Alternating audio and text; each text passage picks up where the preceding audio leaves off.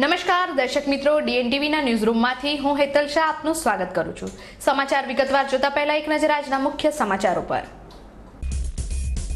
શહેરના સમા ખોડિયારનગર વિસ્તારમાં આવેલી પ્રાચીન વાવની જમીન તંત્ર દ્વારા બિલ્ડરને વેચી દેવાની હિલચાલ સામે કોંગ્રેસ દ્વારા ભારે સૂત્રોચ્ચાર સાથે વિરોધ।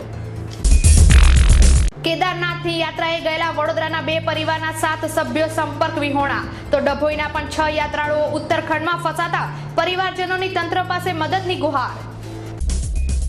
શહેર જિલ્લામાં હજુ તો ચોમાસાની શરૂઆત જ થઈ છે, ત્યારે ઠેર ઠેર ભૂવા પડવાની, વરસાદી પાણી ભરાવાના પગલે ગંદકીની સમસ્યાઓને પગલે લોકો ત્રાહીમામ। હવે જોઈએ સમાચાર વિગતવાર। શહેરના સમા ખોડિયારનગર પાસે આવેલી પ્રાચીન વાવ જમીન વિભાગ દ્વારા અન્ય બિલ્ડરને વેચી દેવાની હિલચાલ સામે આજે કોંગ્રેસે ભારે સૂત્રોચ્ચાર કરી વિરોધ નોંધાવ્યો હતો। શહેરના સમા ખોડિયારનગર પાસે આવેલી 200 વર્ષ જૂની ઐતિહાસિક વાવની કાળજી તંત્ર દ્વારા લેવામાં ન આવતી હોવાથી તેની આસપાસ ભૂવા પડી ગયા છે। આ વાવની કાળજી સ્થાનિક રહીશો કરી રહ્યા છે।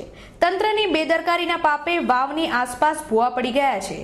સેવા સદન અને સ્થાનિક કોર્પોરેટરો આ વાવની જમીન બિલ્ડરને વેચી દેવાની પેરવી કરી રહ્યા છે। તેના વિરોધમાં આજે પપ્પુ સોલંકીની અધ્યક્ષતામાં કોંગ્રેસ દ્વારા સૂત્રોચ્ચાર સાથે વિરોધ નોંધાવવામાં આવ્યો હતો।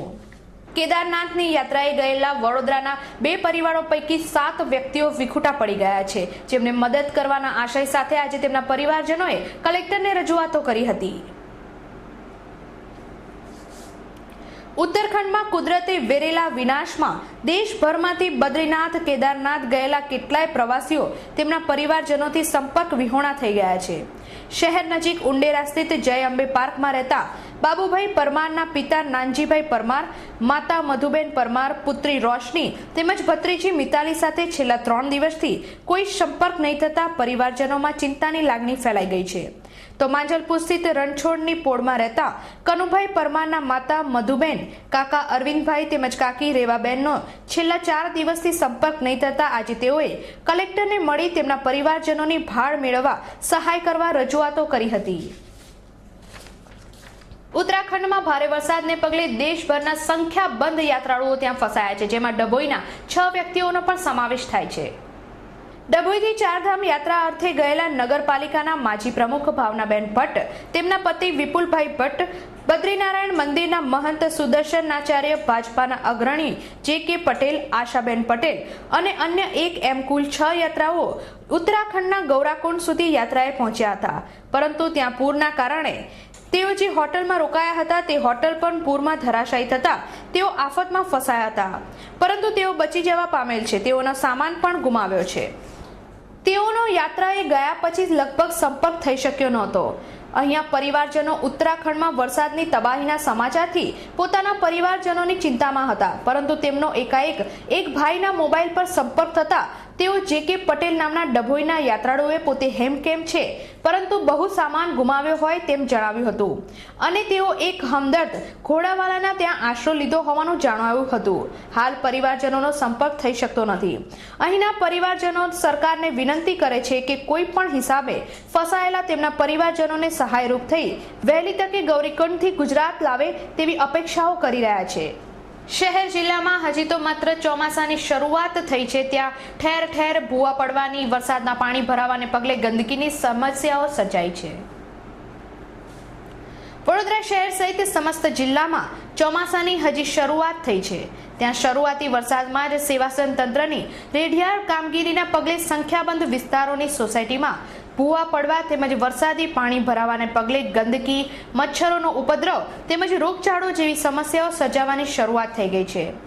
નવાયાર્ડ મેઇન રોડ પર છેલ્લા 4 વર્ષથી સતત ભૂવો પડે છે અને સેવાસન તંત્ર દ્વારા કપચી તેમજ રોડા નાખી ઉપર ચલ્લું પુરાણ કરી દેવામાં આવે છે, ત્યારે ગત રાત્રે 5મી વાર ભૂવો પડતા કોઈ જ જાનહાનિ ન થાય તે હેતુસર એક બાજુથી અત્રે રસ્તો બંધ કરી દેવામાં આવ્યો છે, ત્યારે સ્થાનિકોએ તંત્ર વિરુદ્ધ ભારે રોષ વ્યક્ત કર્યો હતો।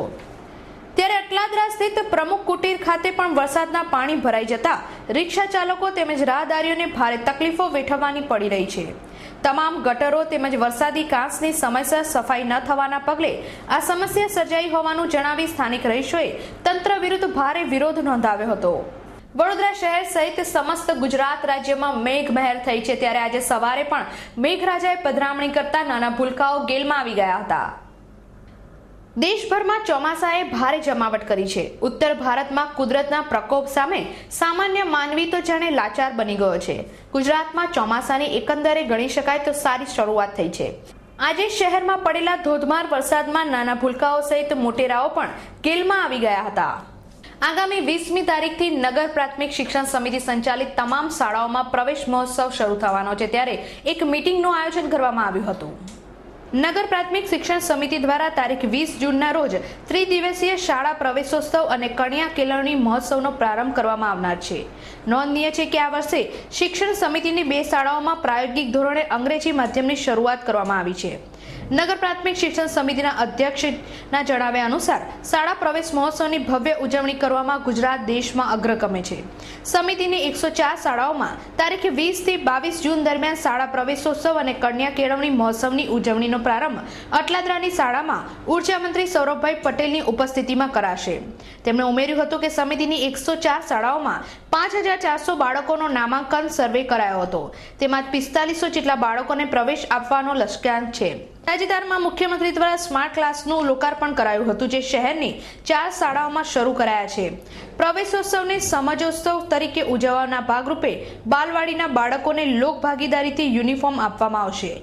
તેમજ ખાનગી શાળાઓની માફક આ વર્ષે ધોરણ 6 થી 8ના વિદ્યાર્થીઓને હોમવર્ક ડાયરી આપવામાં આવશે, જેના કારણે શિક્ષક અને વાલી વચ્ચે વિદ્યાર્થીની પ્રગતિ અંગેની માહિતીની આપ-લે કરી શકાય. તો શિક્ષણ સમિતિના અધ્યક્ષ રોકડિયાએ ઉમેર્યું હતું કે ચાલુ વર્ષે સમિતિની શાળાઓમાં લગભગ 50 જેટલી રમતગમતના સાધનોની કીટ અપાશે, તેમજ ગણિત વિજ્ઞાનના સાધનો અને ધોરણ 1 થી 5ના બાળકોની તર્કશક્તિ વધે તેવા સેટ અપાશે. આ ઉપરાંત બક્ષીપંચ અને અનુસૂચિત જાતિના બાળકોને કુલ ₹1,25,43,100ની શિષ્યવૃત્તિ પ્રવેશોત્સવ દરમિયાન ચૂકવાશે. તેમજ વિદ્યાર્થીઓની પાકતી મુદતના 287 બોન્ડ તેમજ 70 નવા બોન્ડ પણ અપાશે. દર્શક મિત્રો, DNTVના ન્યૂઝરૂમમાંથી આજે બસ આટલું જ. આવતીકાલે નવા સમાચારો સાથે ફરીથી મુલાકાત થશે. ત્યાં સુધી DNTV પરિવારની સમગ્ર ટીમને રજા આપશો. નમસ્કાર.